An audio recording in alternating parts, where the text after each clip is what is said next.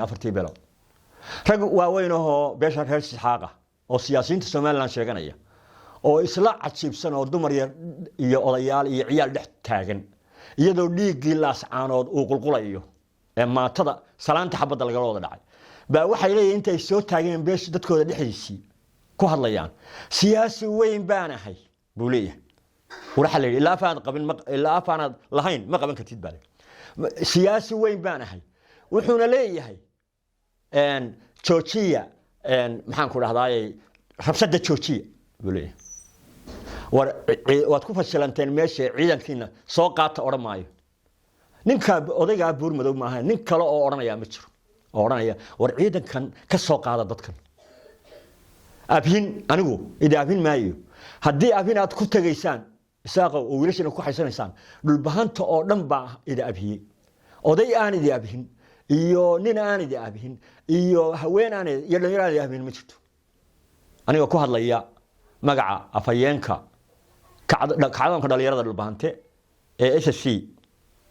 waxaan leeyahay oo aan idin leeyahay idinka digaya dagaal aan waxba reebin oo aynu isku dhamaano oo isku afiya aakhiraba seegno oo waliba idinku aad helnaar noqotaan annaguna shahiidnahay ila dhulkayagii naftayada iyo maalkayagii weeyay carruurtayda waxaad ku soo wareerteen baa inaga dhexdhici doona haddaydin naga qaadan wiilashiina oo halka marin taasi waa digniinta kama dambaystaay horana waa idinku diga waana idin hadlo ana baan ku ri kaligay anigoo inta ka dhalinyar 1993 baan waxaan keenay oo aan dhaliyay heshiiska maanta afarta beelood ee habar jeceliyo warsigaliyo dhulbahante iyo habaryoon isku wada degan yihiin Ceergaabo waxaan dhalin karaa waxaan nabadgelyada gacanta ku hayay oo aan ahaa ninkii nabadgelyada gacanta ku hayay ka mas'uulka heshiiskii ugu horeeyay Muuse Abubakar iyo Maxamuud Garaad isugu yimaadeen ku heshiiyeen kulaal iyo arbogays waxa intaas oo heshiisan soo sameeyo beelaheena dhexdeena nin siyaasi ah oo isaaq ah oo yiraahdo war dhulbahantow war dhulbahanta ka daayay oo ciidankooda qaada waa la laayahay waxaad ogaataan labada heshiisaynu galay labadaba kumaanku nin baan ku cafiyay aynu ku cafin ma cafiyo nin dambe waa dhamaatay taas waxaan idin leeyahay hadda laga bilaabo colaadna ogaada sidaan heshiiska u keenay colaadna ana keeni kara oo dhulbahanta iyo isaaq dhex dhigi kara وانا أودا وانا يفضل عباديسان عندي كو هيبوري داني بو يقول علن عياره لكن واحد لا رس حقو وحورينا هرعبتهي او هراتهي او لوده هرديدو نينكا كو هيو halgaadi sana aanad hayn karin isku ma hesida midoo ku horo midoo kaaga hasha geela cunta cabaada baadtiin runtan idin sheegay anigu ma barbaro ninku haduu ii bareero waan u bareeraa laba xiniyood baa inoo dhax hadaydan dhulkayaga iyo dadkayaga nabadgelyo nooga tagin waa idinku jihaadina dhalinyarada dhulbaantana waxaan leeyahay iyo odayaashaba waa bareera oo sidii rag u dhinta oo bareera oo dulmi kuma soconne oo dhul isaaq ma yeelayo waligay taariikhda inta noolaa kuma talin cidna kuma taageerin in la dulmiyo isaaq aan ka soo shaqeeyay anigu beerayaqaan baan agronomist baan dhulka isaaq oo ma ka shaqeynay markii lagu kaxsanaa waligay inaan u hiiliyo ma marqaatigiina uu jooga laakiin maanta ma qaadanayo dameerkayguna ma yeelayo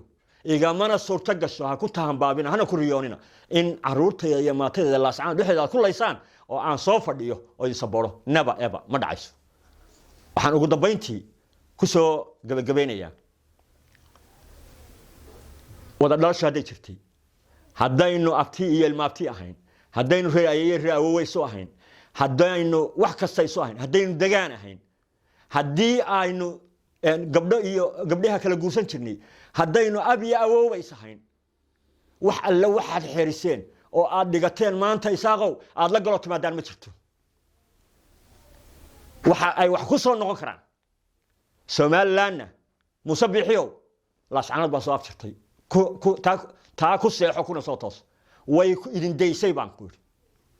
maanta waxaan leeyahay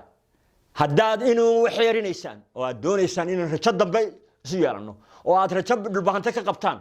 baxa with peace nabadgelyo halka ku mara oo ku baxa dhammaan dadweynaha Soomaaliyeedna waxaan ugu leeyahay Soomaaliyay calankaana lagu dilayaa calanka dadka iyaga waxa lagu leenayaa oo dadka lagu xasuuqaya oo dhalinyarada maanta 2023 lagu xasuuqaya calanka iyagoo huwan calanka ayaanu u dhimanay oo dhiigayagu ka samaysan yahay buluugana dhiigayagu ku jira hal maalin baa 6666 waa cadadka aayadaha quraanka ayaa dhulbaanta kaga dhintay jidbaale waa hal maalin kaliya war qabiilkee Soomaaliyeed bay ka dhinteen calankaan u dhimanay gaalo iyo gaalo joog baan u dagaalamayay yami qadaad weyn maanta in Soomaaliyeey aad nagu eegataan cada Ilaahay baa idinku dhacaysa taas in Soomaaliya saa noo layso oo carruurteeda layso kuwaan xoreynay inay laayaan cada Ilaahay baad ka qaadaysaan waana wax idin yaala wisil xun lama dhigto Ilaahayna waa caadil isagana ka garnaq doona ama ifka ama aakhiro dhulbaanta waxaan leeyahay iyo dhalinyarada kacdoonka ee dhulbaanta SSC waxaan leeyahay guuleysta inaga guusha helayna Ilaahay wayna iskan garab taagaya Ilaahay wayna guuleynaya maamul aynu leenahay baynu samaysanaynaa oo aan cidna inagu xukumin haddii ay Soomaali hawsheena wax ka qaban weydana Soomaali waxa Soomaaliya naga saaraysan Soomaalinimada taa ogaada hanu kalifina inaan Soomaali ka baxno aad baan idin salaamayaa isku xidhnaada midooba dhulbaanta waa mid SSC ha noolaato assalaamu calaykum wa rahmatullaahi wa barakaatuh